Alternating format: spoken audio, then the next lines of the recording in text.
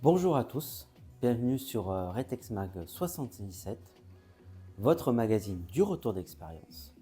Aujourd'hui, la présentation et le retour d'expérience de mes trousses de premier secours.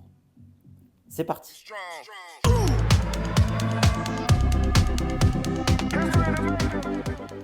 Sur cette vidéo, il y aura la présentation donc de deux sacoches, d'accord ? Deux sacoches de premier secours.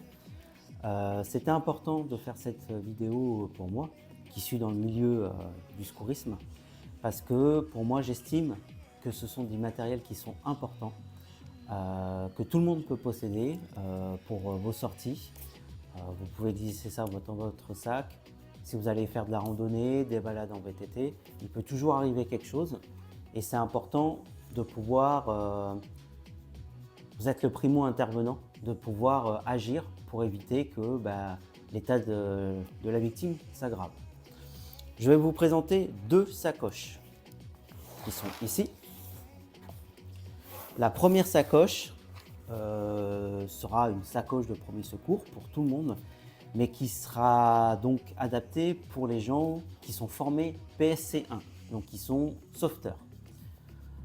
C'est une sacoche qui rentre dans une philosophie de décès, donc qui veut dire compact et simple, et qui va pouvoir vous servir au quotidien.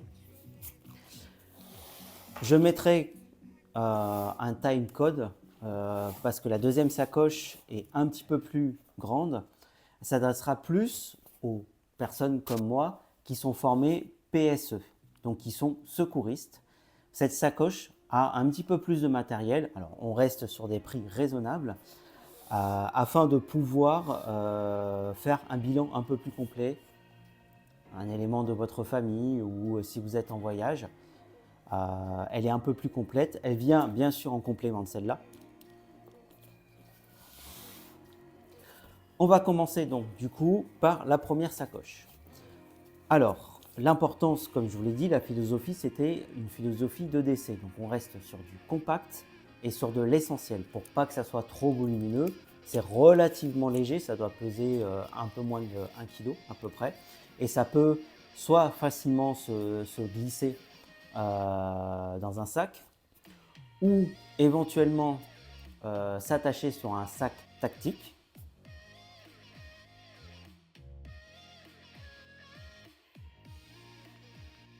Sur un gilet tactique.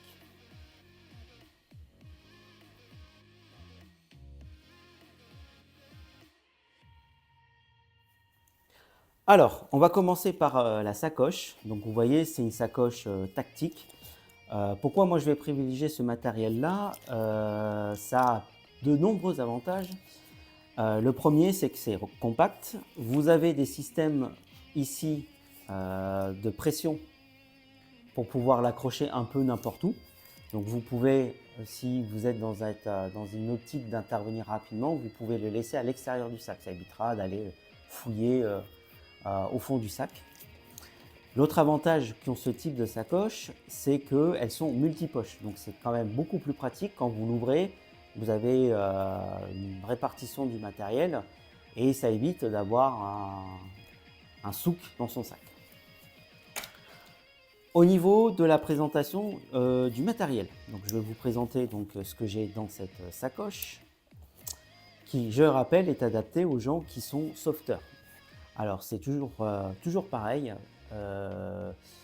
donc ils sont formés PSC1. Si jamais vous n'avez pas cette formation ou si ça fait trop longtemps, je vous invite à la faire, voire à passer le SST, sauveteur secouriste du travail, si vous êtes dans un milieu professionnel industriel. Si vous ne l'avez pas, je vous l'invite à le faire, cette formation PSC1. C'est une formation qui coûte environ 65 € et qui généralement est défiscalisée à 50%. Voilà, elle est essentielle pour pouvoir avoir les bases si vous êtes confronté à une personne qui fait un malaise ou face à un accident ou face à une hémorragie par exemple. On revient à la sacoche, donc le contenu. Je vais vous l'ouvrir. Hop, déjà, les éléments de protection. C'est important, surtout si vous intervenez sur une personne qui présente une hémorragie. Des gants, des gants en latex, si vous devez toucher la victime, ainsi qu'un masque. Alors ça, c'est vrai que le masque, je l'avais mis à l'époque. Alors, normalement, cette sacoche en contient 2. J'en avais mis à l'époque du Covid. Alors maintenant, c'est moins d'actualité, mais ça peut toujours servir si, par exemple, vous intervenez sur un accident et que vous devez rester en présence de la victime dans l'habitacle pour soit arrêter une hémorragie, ou pour la rassurer, ou pour faire des gestes de premier secours, et que cette personne a la grippe et qu'elle tousse, vous êtes dans un environnement assez confiné, il y a malheureusement des chances qu'elle vous refile sa maladie. Donc vous lui mettez un masque, vous mettez un masque, et comme ça vous êtes protégé. Masque, gants, comme je l'ai dit. Une paire de ciseaux. Si vous êtes face à une hémorragie, il y aura peut-être besoin de découper pour pouvoir bien voir la plaie. Ce sont des ciseaux. Alors, moi, ce que j'aime bien, Gesco est une marque de type Gesco. L'avantage de ces ciseaux, c'est qu'ils sont adaptés pour couper des tissus et vous voyez, ils ont des embouts qui sont non saillants et protégés. Ça évitera de blesser la victime.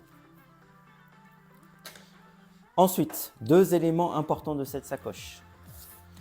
Un pansement de type israélien, un pansement compressif, donc qui viendront prendre le relais de votre compression manuelle si vous êtes face à une personne qui présente une hémorragie. Maintenant, si le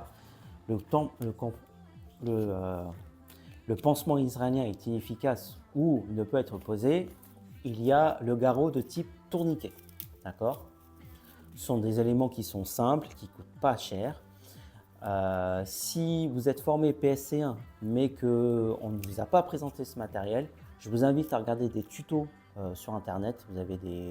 Sur YouTube, vous avez des tutos qui sont très simples parce qu'il y a un petit peu, de dextérité. Ce n'est pas comme un lien large ou une cravate comme on a pu vous apprendre. Ensuite, très important, la couverture de survie. Vous êtes dans des grandes agglomérations, en 8-10 minutes, les pompiers sont là. Vous êtes à la campagne, à la montagne, vous faites de la randonnée dans un endroit un peu isolé, les secours, ils mettent du temps.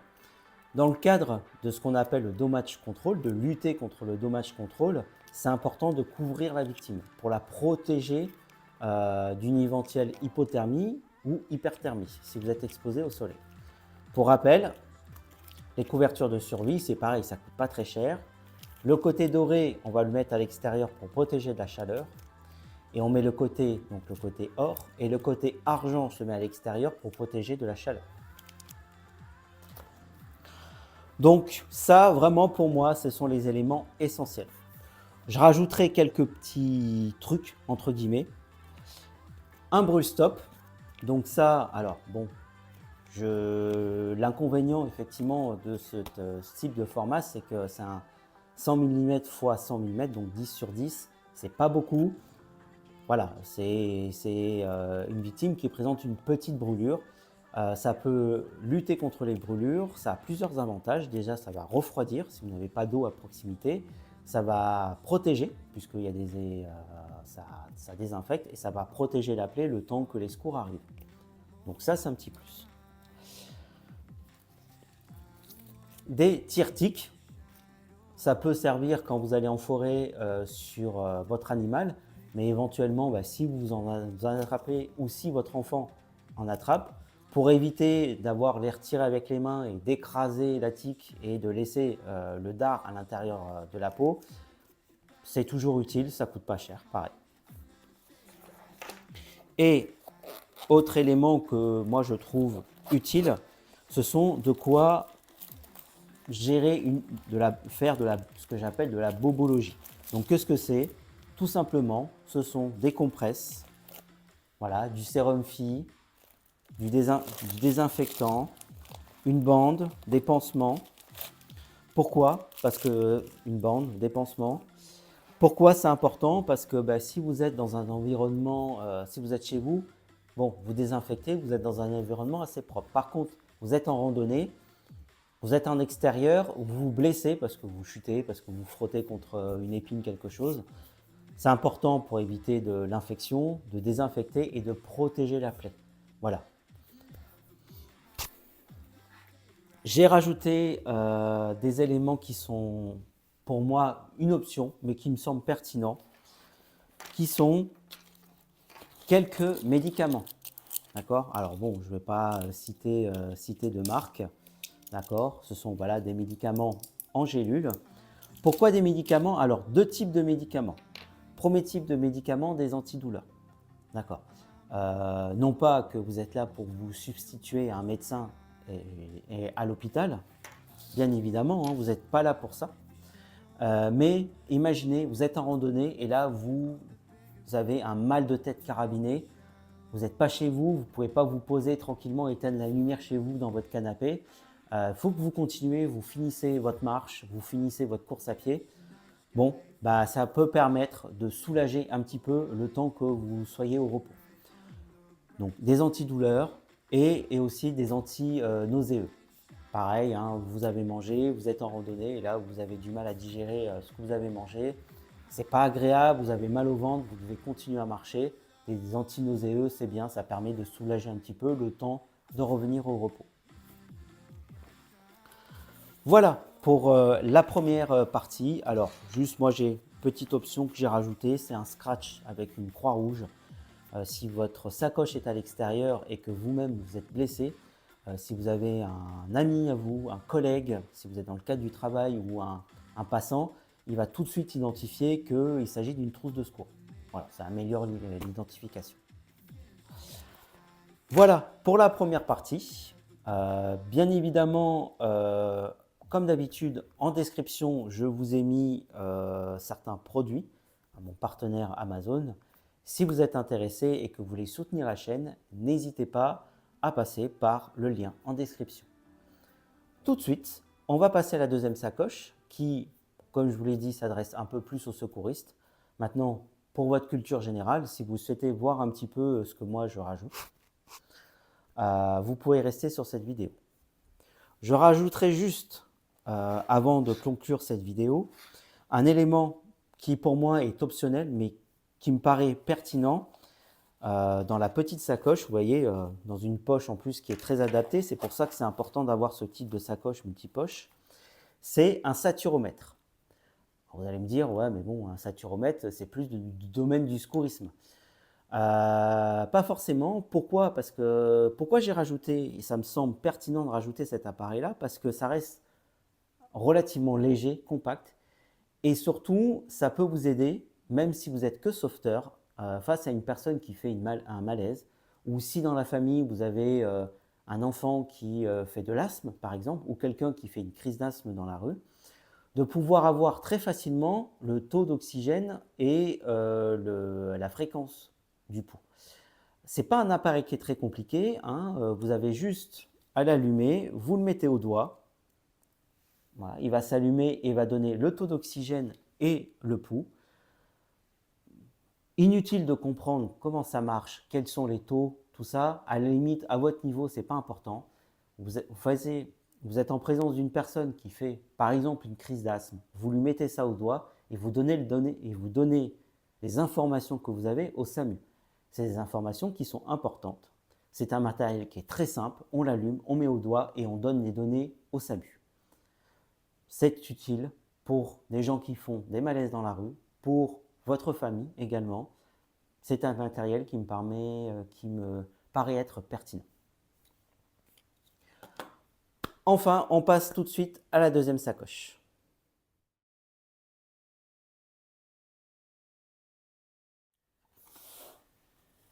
On passe donc à la seconde sacoche. Alors, on reste, comme vous le voyez, dans un registre tactique avec des systèmes de fixation.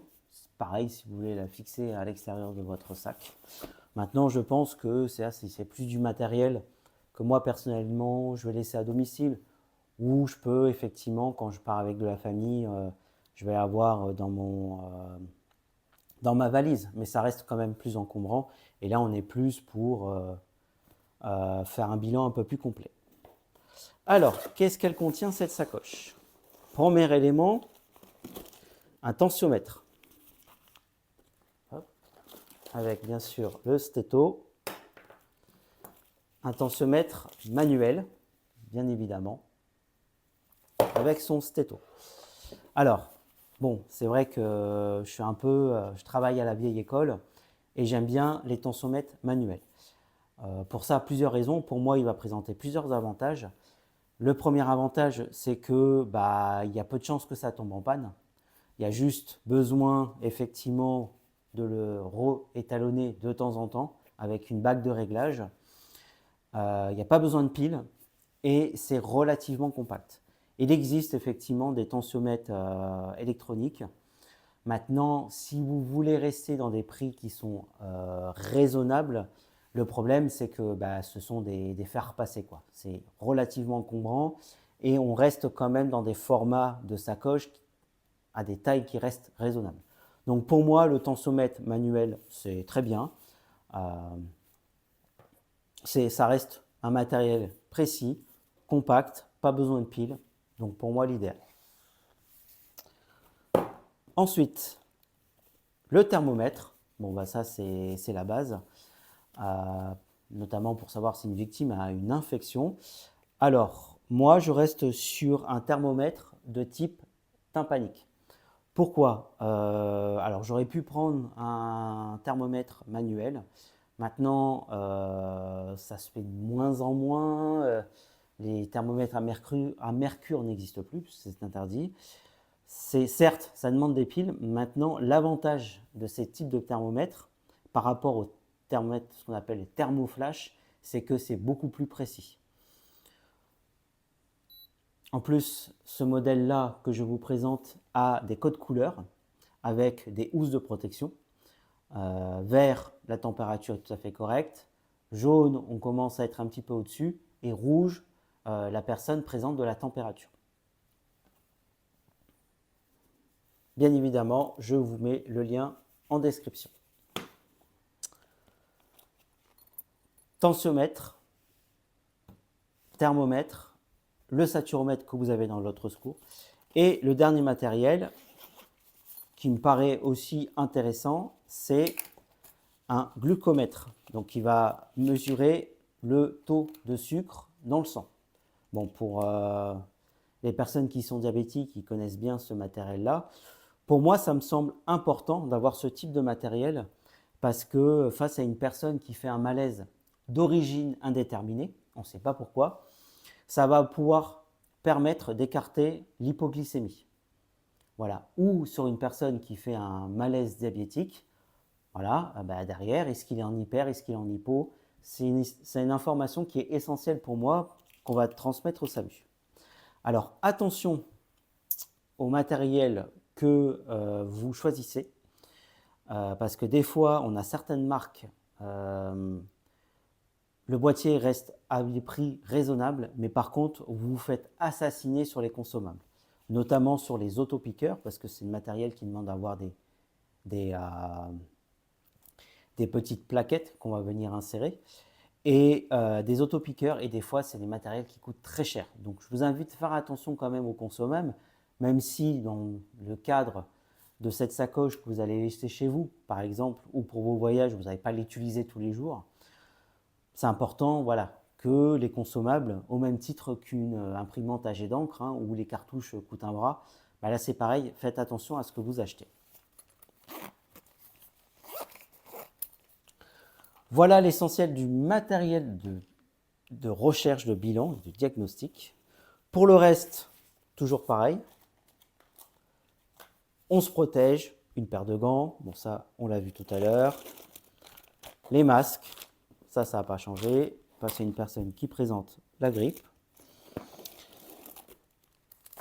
un jeu de pansement avec différentes tailles, de compresses, toujours pareil pour la bobologie, du sérum Phi, donc le sérum Phi c'est pour nettoyer une plaie, ainsi que du désinfectant, donc là pour désinfecter la plaie. J'ajouterai aussi des bandes. Alors pour moi, c'est un matériel qui est bien, les bandes, parce que ça peut s'adapter un peu partout sur un membre, comme une cuisse qui est relativement large et comme sur un doigt. Après, voilà, vous les découpez, vous les adaptez. C'est un matériel pour moi qui est utile. Hop. Donc 2 bandes. Et pour finir, on l'a vu dans la vidéo précédente, j'en manque, j'ai mis 2 différentes tailles de bandes. Les brûle-stop, là l'avantage c'est qu'il y a plus de place, on peut avoir un kit qui est un peu plus complet, voilà. Ça rentrerait difficilement dans la petite sacoche. Là, vous pouvez en prendre plus, donc vous pouvez couvrir une surface de brûlure qui est plus importante. Voilà, c'est la fin de cette vidéo. N'hésitez pas à mettre un pouce bleu si la vidéo vous a plu, si vous avez des observations, si vous avez des questions, si pour vous il y a des matériels que vous rajouterez ou s'il y a du matériel qui n'est pas pertinent. N'hésitez pas à poser votre question et je vous dis à la prochaine.